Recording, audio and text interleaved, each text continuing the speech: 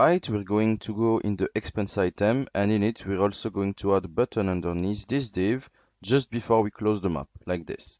And we're going to mark change title. And if we go here, that puts the change title behind the prices. And we're going to add the on-click button. We're going to put the brackets, and after the brackets, we're going to put, like last time, an arrow function. And then after the brackets, we're going to put console.log, and between brackets, clicked. And normally, it should be good. This is one of the first options you can do with the button. And the second one you can use is to keep the one click, then remove all that, and in it, we're going to mark click handler.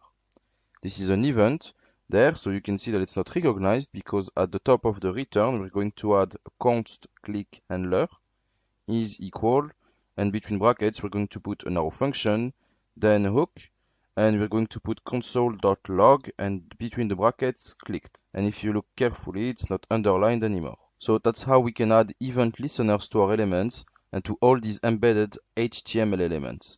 It's a function that's not called elsewhere in our code. It's a function that we attach to an event listener so that it's eventually called by React when the event occurs.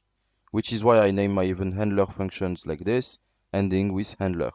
But again, this is just my preference. You'll see it in some project and might consider doing it, but it's not mandatory. Now with this, we know how we can react to events. In the next course, we will see how we can change what appears on the screen.